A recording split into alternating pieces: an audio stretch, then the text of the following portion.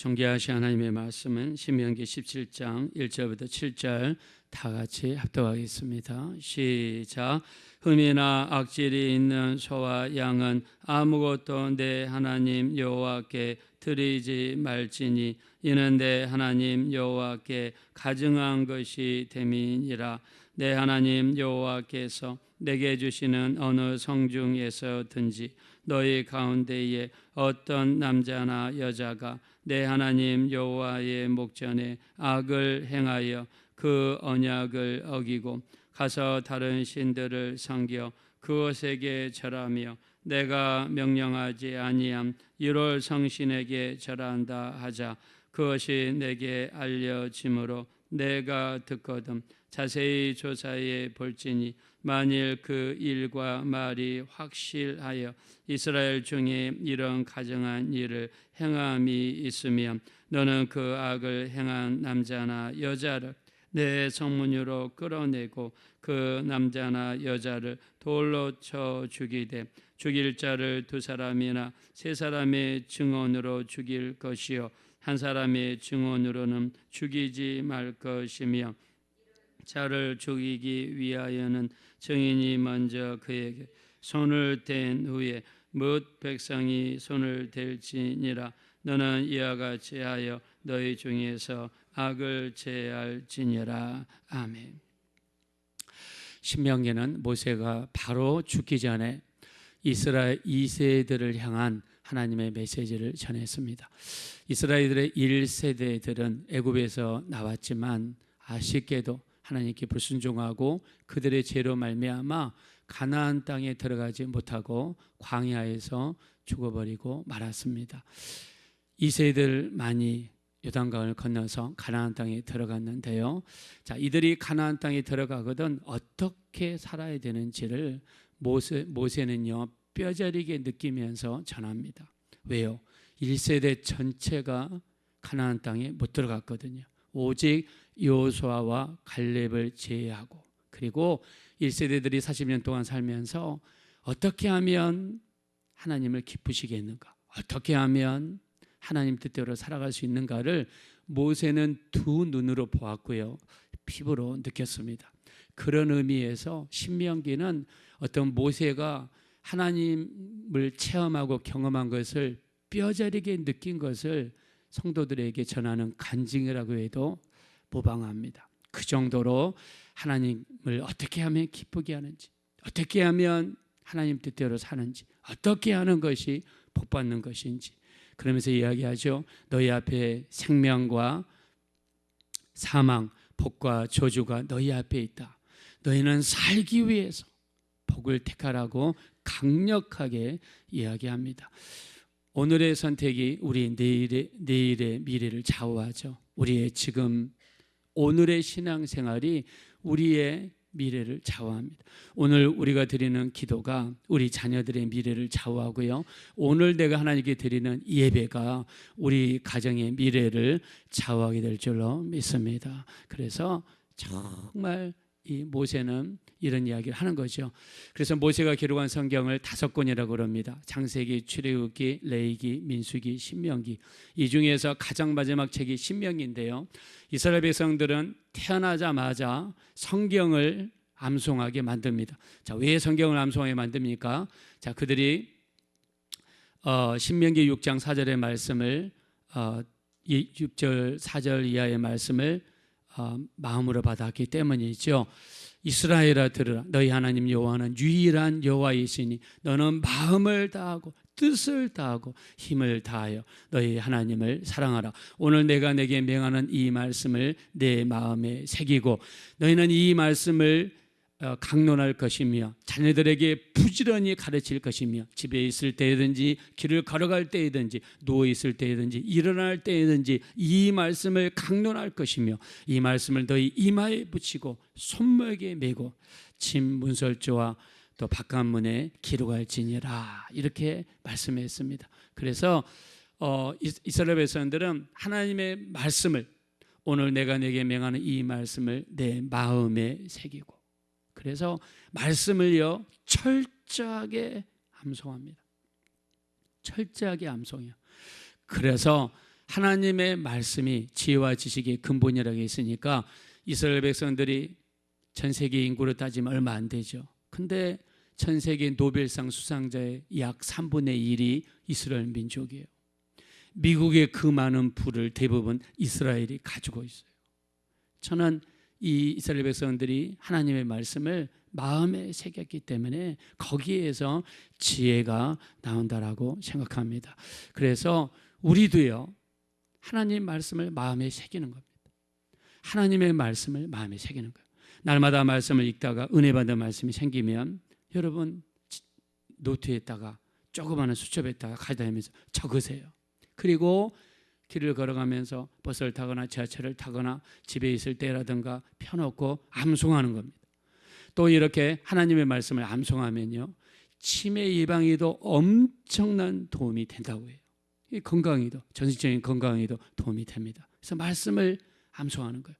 이스라엘 백성들이 태어나서 이 모세가 쓴 5권의 책을 암송하는데요, 아무리 암송을 못해도 신명기만큼은 꼭 암송을 한대요. 신명기가 자기들이 생각할 때 율법 중에 율법이고 성경 중에 성경이라고 생각하기 때문에 이 신명기 말씀만큼은 그들이 암송을 한다는 거예요. 그래서 하나님의 말씀을 암송하고 가까이 하면서 거기에서 하나님의 지혜가 생기는 겁니다.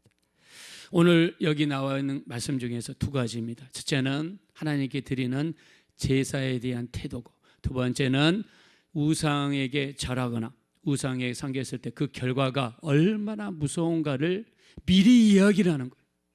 내가 40년 동안 너희 조상들과 같이 살아보니까 이 2가지만큼은 너무 무서운 결과를 가져오더라. 첫째는 하나님께 드리는 제물이고, 두 번째는 우상 숭배하는 것이 얼마나 무서운 것인가를 봤다. 그래서 너희가 가나안 땅에 들어가거든 어떤 일이 있어도 우상에게 절하지 마라. 우상을 섬기지 마라. 그들이 가나안 문화가 너희에게 솔깃하고, 이 가나안 문화는요, 그들의 신전에게 제사를 드리고 나서 그 신전 앞에는 수많은 창기들이 있는데 남자들이 그 이방신을 섬기는 신전에 가서 제사를 드리고 그 나오면 그 수많은 창기들과 놀아났다는 거예요. 육체적으로 남자들을 무너뜨릴 수 있는 조건이 너무 확실한 거예요. 그러나 우상을 섬기거나 절하거나 하게 되면 무서운 일이 발생하는 것을 경고하는 겁니다.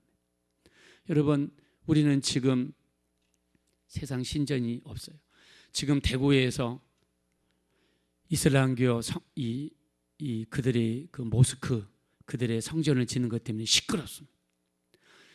그들이 이 이슬람교 성전을 지으려면 차라리 외곽 지역이나 아니면 자기들끼리 사는 동네나 이런 데서 지으면 모르는데, 세상에 여러분 예를 들면 여기 노량진에 그 주택들이 아주 오밀조밀하게 모여 있잖아요. 근데 그 한가운데 세상에 모스크를 짓는 거예요. 바로 옆에가 한국 사람 집이고 뒤에도 한국 사람 집이고 옆에도 한국 사람 집이에요. 그러면 그 사람들 음악 틀어놓고 또 막 시끄럽게 소리 지르고, 그 사람들은 하루에 3번에서 5번 기도를 하는데 그때마다 사람들이 모여서 시끄럽고, 또 이슬람교 사람들은 막 그냥 아무데나 뭐 버리고 막 이렇게 지저분하게 한단 말입니다. 그래서 막 대구에서 사람들이 일어나고 지금 난리를 치고 있어요. 우리 뭐 요즘에는 이런 이슬람교 이 성전 정도가 있죠. 지금 우리 이 시대의 우상이 무엇입니까? 여러분, 마음속에 있는 탐심도 우상이라고 그랬어요. 우리 마음속에 주님보다도 사랑하는 거, 주님보다도 앞세우는 거, 내 마음속에 항상 가득 채우고 있는 것이 있다면 여러분, 그것이 우상이죠. 내가 교회를 가야 되는데 내가 이것 때문에 교회를 못 간다 그러면 우리 우상이 될 수 있습니다. 내가 주님을 사랑하는데 주님보다 더 사랑하고 좋아하는 것이 있다면 그게 우상이에요. 어떤 목사님은 바둑이 우상이었다고 회개하신 걸 봤습니다. 바둑을 너무 좋아하셔가지고 수요 예배가 있는데 사모님이 와가지고 수요 예배라고 그렇게 말할 때까지 바둑을 두기 위해서 딱 섰는데, 흰머리는 하얀 바둑, 검은색 머리는 검정 바둑, 뭐 이렇게 보이는 거예요, 성도들이. 그래서 회개했다고 그래요. 주님보다 예배보다 더 사랑하고 앞세우는 것이 그게 바로 자기에게 우상이었다라고 이렇게 고백을 하시다. 두 번째, 너희가 가나안 땅에 들어가거든 제물을 드릴 때 아무렇게나 드리지 마라. 아무렇게나 드리지 마라. 정말 구별해서 하나님께 드려라. 우리가 제물도 부자는 송아지를 드렸고요, 중산층은 양이나 염소를 드렸고요, 가난한 사람들은 집에서 비둘기를 키워서 그걸 하나님께 가져가서 하나님께 제물로 드렸어요. 이것도 못하시는 분들은 산에 가서 산비둘기를 잡아가지고 하나님께 드렸어요. 근데 어떤 제물을 드리는지 간에 그 사람 사정과 형편에 따라서 드리지만 흠이 있는 것을 드려서는 안 된다. 흠이 있는 건 드려서는 안 된다. 자, 우리 한번 1절 말씀 가겠습니다. 다 같이 한번 합독하겠습니다. 시작. 흠이나 악질이 있는 소와 양은 아무것도 내 하나님 여호와께 드리지 말지니 이는 내 하나님 여호와께 가증한 것이 됨이니라. 아멘. 지금 모세는요, 단순히 하나님께서 말씀하셨고 그 말씀을 받아서 전하는 게 아닙니다. 모세는 40년 동안 광야에서 이스라엘 백성들 1세대들과 살면서 어떤 삶이 하나님을 기쁘시게 하고 하나님의 분을 일으키고 하나님을 마음을 아프게 하는지를 봤습니다. 그래서 흠이나 악질이 있는 소나 양, 재물에 문제가 있는 건 드리지 마라. 제발 하나님께 드리지 마라는 거예요. 어떤 선교사님이 간증한 걸 봤습니다. 선교사님이 이런 말씀하시더라고요. 자기가 아프리카에서 선교를 하시는데 헌금하는 시간이 되면 흑인들이 앞으로 줄을 서서 나와서 이 앞에 있는 헌금함에다 헌금을 한다는 거예요. 근데 가난하니까 대부분 사람들은 자리에 앉아가지고 못 나온다는 거예요. 근데 헌금을 하시는 분들은 그래도 생활 형편이 나타나는 거예요. 근데 헌금을 2번, 3번 나와가지고 하시는 분들이 가끔씩 있다는 거예요. 왜냐하면 그 정도로 자기가 돈이 있고 재물이 있다는 것을 성도들 앞에 과시한다는 겁니다. 근데 헌금하는 모습을 보고 있는데 성령님의 음성이 들려왔어요. 저 앞에 있는 저 사람이 헌금하는 걸 보라는 거예요.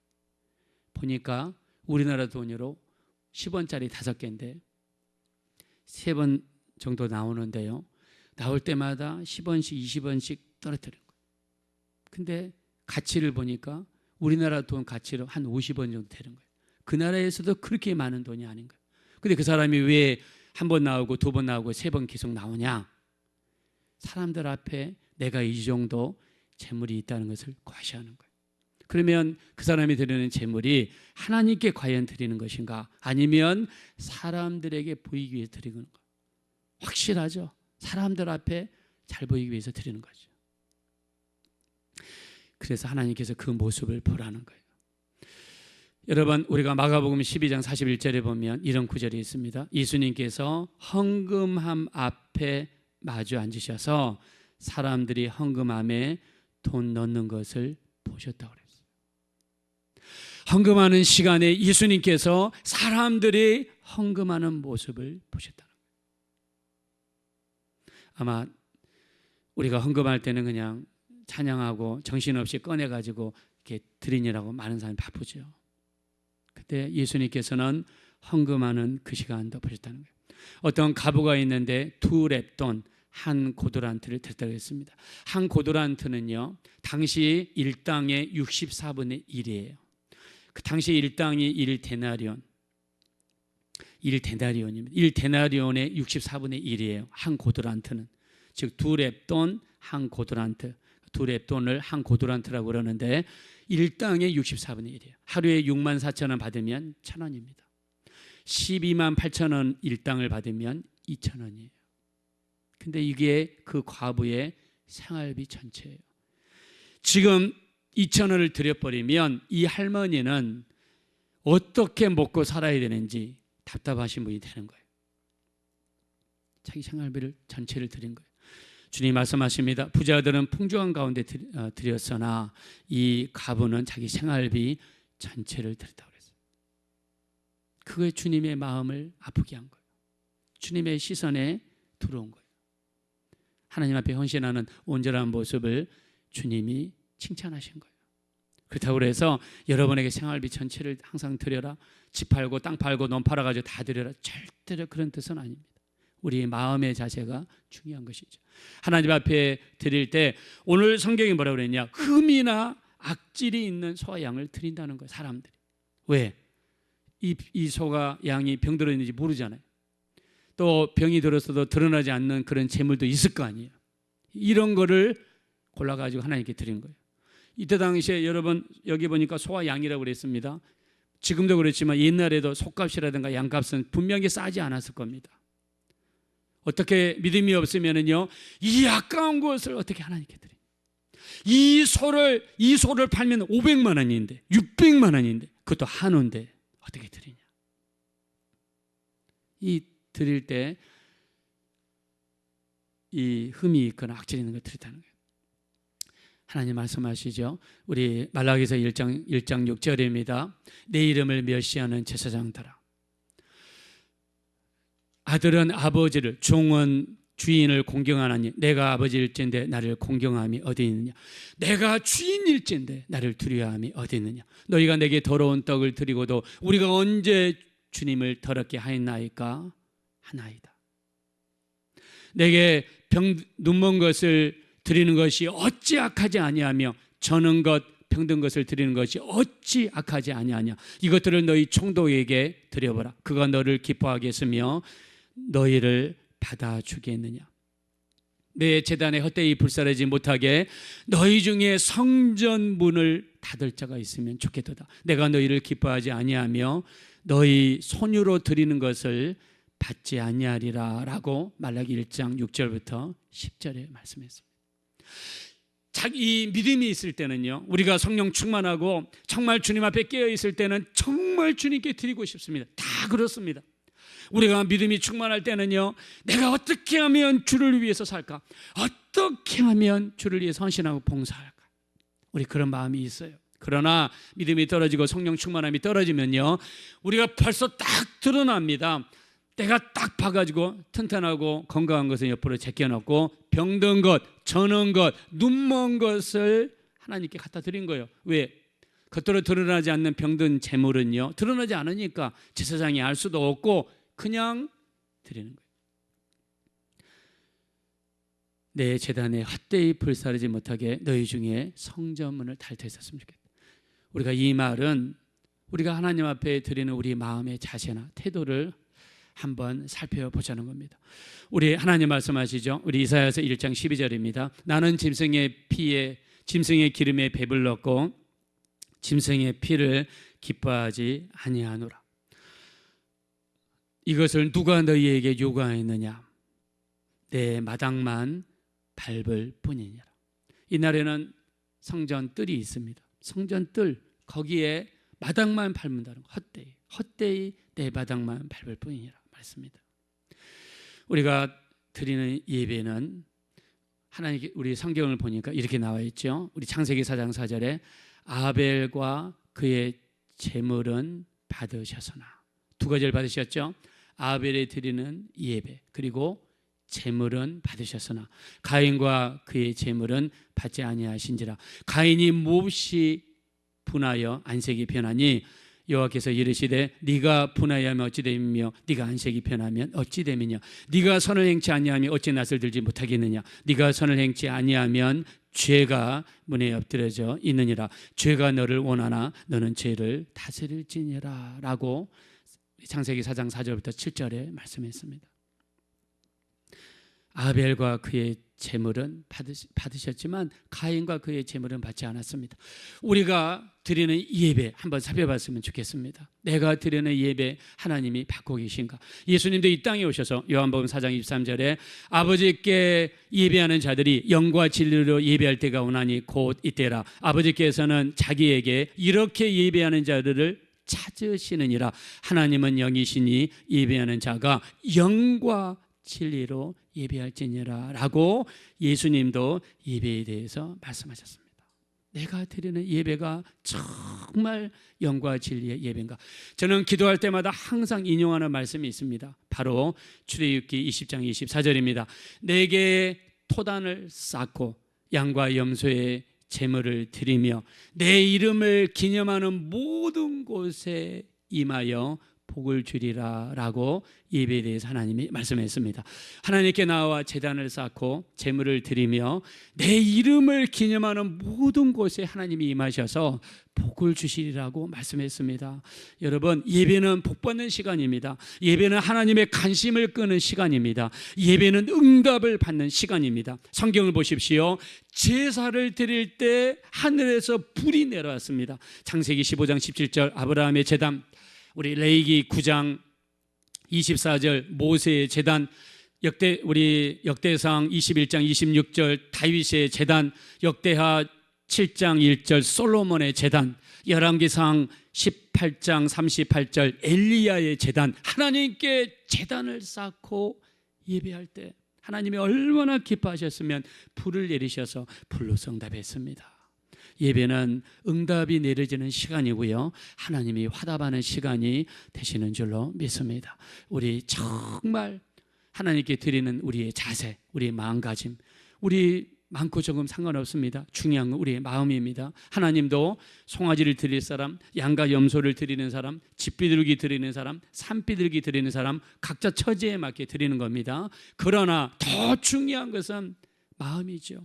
옛날에 우리가 토요일 날 은행이 문 열었습니다. 요즘에는 계좌 이체를 하지만 이날은 그게 없었어요. 그래서 토요일 날 은행에 가서 신권으로 바꿔가지고 주일날 드리신 분들이 많았어요. 왜요? 하나님께 드리는 거니까 내가 11조를 드리더라도 신권으로 바꿔가지고 와서 하나님께 드렸습니다. 하나님이 얼마나 기뻐하시겠어요? 그렇다고 해서 신권만 드리는 뜻이 아닙니다. 그 사람의 자세, 그 사람의 마음가짐이 벌써 하나님께 드리는 태도가 다르지 않습니까? 우리 온전한 예배, 하나님이 기뻐하는 예배, 아벨과 그의 제물을 받으신 것처럼 여러분이 드리시는 예배, 또 여러분이 하시는 헌금도 하나님이 흠양하셔서 내 이름을 기념하는 모든 곳에 임하여 복을 주시리라 하신 말씀이 여러분과 여러분의 가정과 자녀들에게 이루어지게 되시기를 예수님의 이름으로 축원합니다. 이 시간 기도하실 때 정말 내가 드리는 예배의 자세, 내가 드리는 예배의 마음가짐, 내가 드리는 이 예배 다시 한번 돌아보게 도와주셔서 하나님께 온전한 예배, 영과 진리의 예배, 또 신령과 진정으로 드리는 예배, 온전한 예배 드려서 하나님을 기쁘시게 해드리는 복된 예배가 되게 하시고, 또 내게 토단을 쌓고 채물을 드리며 내 이름을 기념하는 모든 곳에 임하셔서 복을 주리라 하신 말씀처럼 예배를 통하여 주시는 축복이 우리 각 가정에 넘치게 도와주십시오. 합심으로 간절히 기도하겠습니다. 돌아오시고 잡으라시 하나님 감사합니다. 우리가 드리는 이 예배 다시 한번 살펴보기를 원합니다. 네, 우리가 드리는 마음가짐, 우리가 하나님께 대하는 마음가짐, 우리가 예배에 임하는 자세, 예배를 늦게 오거나 예배 시간에 온전한 자세가 아니라면 다시 한번 우리 예배드리는 자세와 예배드리는 마음가짐을 살펴보기를 원합니다. 존귀하신 하나님, 하나님을 함부로 대하거나 하나님께 함부로 우리 이야기하거나 하나님을 향한 우리의 마음가짐이 함부로 대하지 않게 도와주시고, 최선을 다하여 영과 진리로 신령과 진정으로 또 하나님께서 보고 계시고 하나님이 받으시는 예배라는 사실을 깨닫게 도와주셔서 온전한 예배 올려드리는 우리 귀한 성도님들 될 수 있도록 하나님이 인도하여 주십시오. 우리 하나님, 신명기는 모세가 심혈을 기울여 가나안 땅에 들어갈 이 세대를 향하여 그가 열변하며 통하는 하나님의 말씀입니다. 오늘도 우리가 하나님 땅에 들어가거든, 하나님 앞에 나아가거든, 이런 온전한 예배, 하나님을 기쁘시게 하는 예배 올려드릴 수 있는 우리 모두가 될 수 있도록 인도하여 주시옵소서.